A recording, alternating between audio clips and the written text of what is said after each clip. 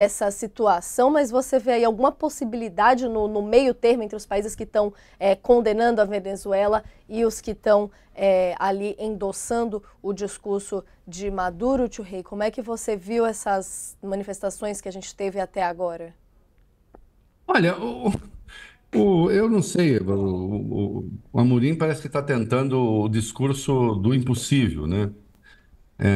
Eu até citei a frase que ele disse aqui, né? Dei até origem, sou amigo de César, mas sou mais amigo da verdade. Então, por esse caminho, a gente entende que, não havendo certeza do resultado, o Brasil não vai certificar esse resultado. Aí, por outro lado, ele diz: mas eu também não vou endossar o discurso fácil da fraude. Tá, não endosso o discurso. Então vamos lá. Não endosso o discurso fácil da fraude, mas também não posso certificar que aquele resultado é verdadeiro. Então ficamos como? Que lugar é esse? Que tipo de discurso é esse? Hã? Maduro colocar a diplomacia brasileira, o governo brasileiro numa enrascada, o governo Lula numa enrascada, olha, é quase uma piada e um sinal de amadorismo. Como o amadorismo não é, é um erro que nasce de um pressuposto que pode ser ideológico. Mas qual ideologia? O que o Lula representa no Brasil é o que o Maduro representa na Venezuela? Aliás, esta é uma boa pergunta. O que o Lula representa no Brasil? Pergunto isso ao MST, aos movimentos de esquerda, aos líderes de esquerda que estão aí, aqui no Brasil, endossando aquela patuscada lá. O que o Lula representa aqui, o que o PT representa aqui, é o que o Maduro representa na Venezuela? Vocês têm certeza disso? Vocês têm certeza que essa associação é positiva? Para quem? Para o Brasil? Para o Lula? Para o PT? Vem cá, o Boric no Chile, o que que é? Ele é um merda? Ele é um fascista? Ele não é um democrata? Hã?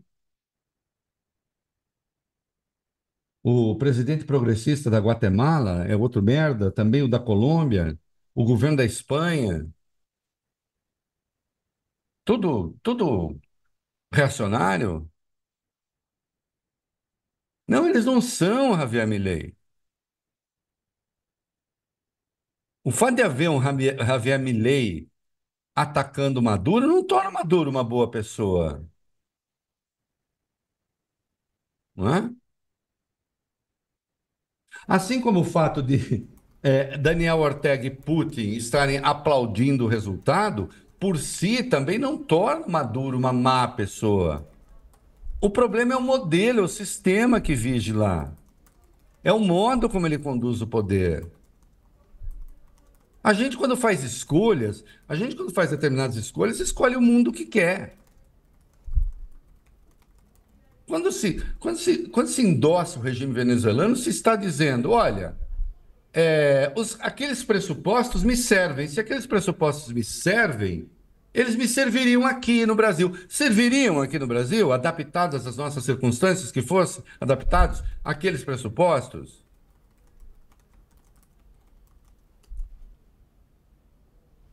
Não dá para fazer determinadas escolhas sem que isso tenha uma implicação que também é de natureza ética, também é de natureza moral. Entende? É impossível. Fazer uma escolha ali em relação a determinadas coisas também é escolher que mundo você quer.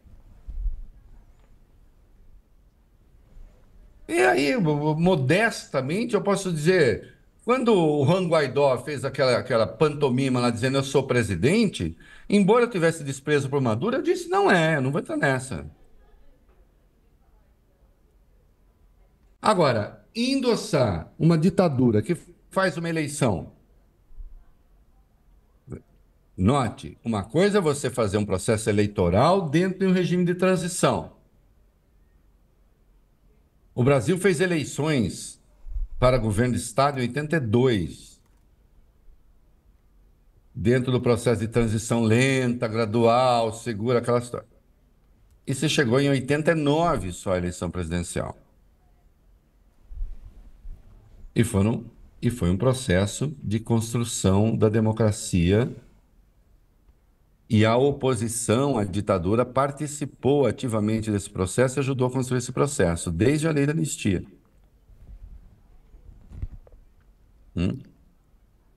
E você fez um processo de transição. Né? Fala assim, a eleição para os governos do Estado de São Paulo, no Brasil, em 82, foi uma fraude. Mentira, não foram.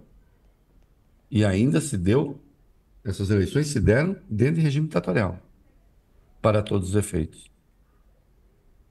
Que a primeira eleição mesmo só foi feita em 89, direto. A ditadura já estava capengando ali, mas ainda você tinha efeitos da ditadura. Não era a ditadura ela mesma, a rigor ela tinha terminado como tal, mas você tinha consequências daquilo. Mas havia um processo de transição. Não há processo de transição na Venezuela. Recorre-se a eleição na Venezuela para referendar a ditadura. Não há nenhum paradoxo quando se fala eleição na ditadura. Existem eleições em ditaduras. Agora, é para fazer o processo de transição ou é para referendar a ditadura? Na Venezuela, eu tenho a resposta muito clara: é para referendar a ditadura. Então, é claro, era muito claro que ia acontecer essa porcaria que está acontecendo lá. Entende? Eu espero, sinceramente, que o Brasil não faça mais besteira do que está fazendo. Já. Né?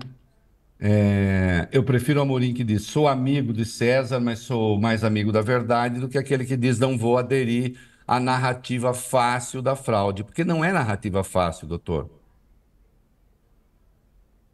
Não é narrativa fácil. Né? As eleições já não se davam num regime de normalidade. O Brasil procurou uma sinuca. Achou. Achou. Lula está queimando capital político com esse cara. Queima internamente, porque só serve para alimentar fascistoides aqui. E queima internacionalmente. O presidente Lula é um homem respeitável demais e respeitado demais mundo afora para ter alguma proximidade com esse psicopata que governa a Venezuela.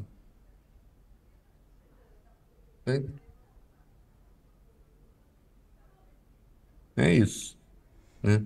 Não gosto mais de você porque você falar isso, tio Rei, que pena.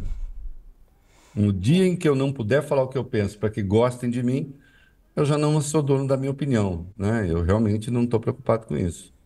Eu estou preocupado que você aí pense: você quer o regime venezuelano aqui? Você gostaria de ter alguma coisa parecida aqui? Você gostaria de ter uma figura como aquela aqui? Você gostaria de ter aquele modo de escolha de presidente aqui? Você gostaria de ter um regime que qualifica ou desqualifica os que podem e os que não podem disputar aqui? Você não quer isso aqui, né? E se você não quer isso aqui, você não tem nenhuma razão para achar que os venezuelanos queiram isso lá. Entende? Por mais que as democracias tenham cores locais, e elas têm alguns valores fundamentais. A democracia, insisto, não é só um modo de escolher governante. A democracia também é um conjunto de valores, é um conjunto de fundamentos éticos. Aqueles que estão na Venezuela servem a você? Se você disser servem, você não é um democrata. Tudo bem. Tudo bem, não. Tudo mal para você. Mas você não é um democrata. É simples. Não tem tanto mistério assim. Não, a importância de analisar esse conjunto de valores justamente para não se colocar opiniões dentro de caixinhas, né, Reinaldo? Tem aí essa linha para ser analisada, como a gente citava ali, então, do Amorim, falando da narrativa. A fácil narrativa é essa que tem sido aderida por pessoas, por uma salada de fruta de opiniões, pessoas de posições completamente diferentes, então, fazendo essas críticas. Você estava citando do presidente da Argentina, Javier Milei. Queria só trazer aqui exatamente o tweet que você estava citando aqui, esse post de Milei no Twitter, falando, então, ditador Maduro, afuera. Ele que nesse post, então, comentou ali que os venezuelanos optaram por acabar com a ditadura comunista de Maduro, que a Argentina não vai reconhecer mais uma fraude e espera que dessa vez as Forças Armadas defendam a democracia e a vontade popular. Aí Maduro também chamou Milei no discurso dele de criatura covarde, de traidor da pátria, fascista, Milei lixo, que ele que é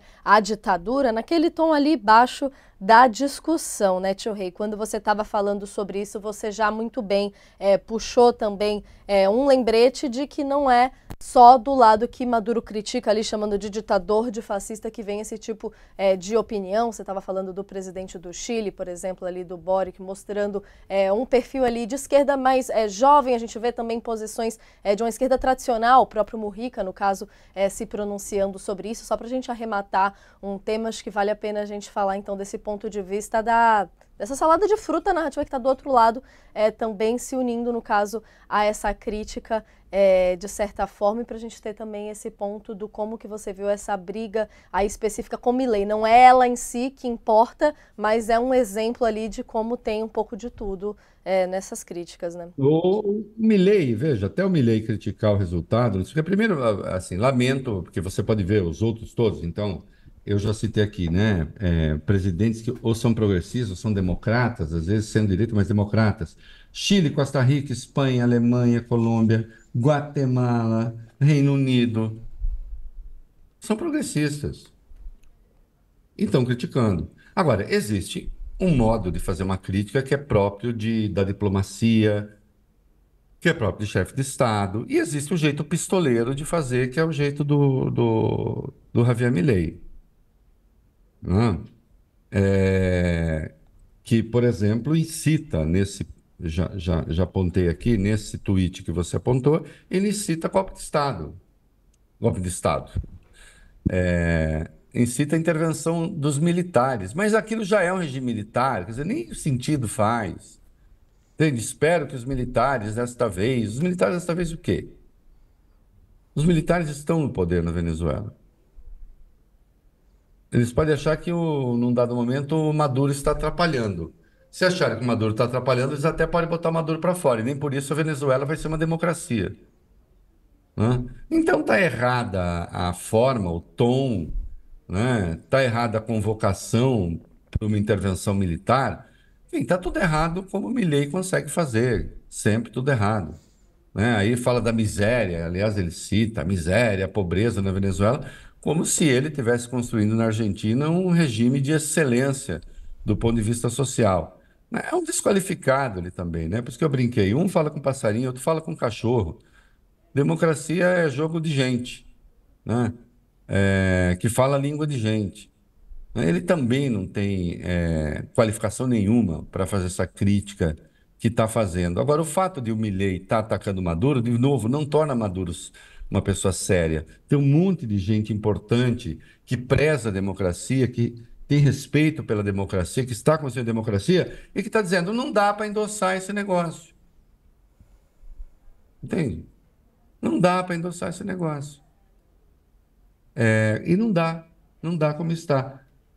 Vamos ver o que o Amorim está chamando acesso às atas. Precisa ver, acesso às atas significa que dá para certificar o que aconteceu lá? Insisto, ainda que seja. E nem assim você terá feito eleições democráticas na Venezuela. O Lula, se ele quiser continuar próximo desse troço, via Celso Amorim, ele que continue. Mas é preciso que ele saiba que ele está colocando em risco coisas mais importantes do que a sua posição como um contraponto ao imperialismo, ou sei lá o quê, ou então a sua posição de líder do diálogo sul-sul, ou do não sei o quê. É mais do que isso. Isso tem implicações internas. E são implicações internas ruins, ruins para a democracia, né? E ruim para o seu próprio campo ideológico, né? Deveria ter ouvido os críticos. Aliás, isso é uma coisa que os governantes raramente fazem, né? Tendem a ouvir só os aliados. Pior, tendem a ouvir só os aliados que falam o que eles querem ouvir. Às vezes, é preciso ouvir os críticos, que não estão interessados em destruir o país, né? Como diria Santo Agostinho, que o Alckmin conhece bem porque vive citando, né? Mais vale quem me critica porque me corrige do que quem me elogia porque me corrompe. Corrompe no sentido da corrupção moral, não da corrupção de grana, né? Então, às vezes, é preciso ouvir quem critica para não cair no erro. Pior, não cair sempre no mesmo erro.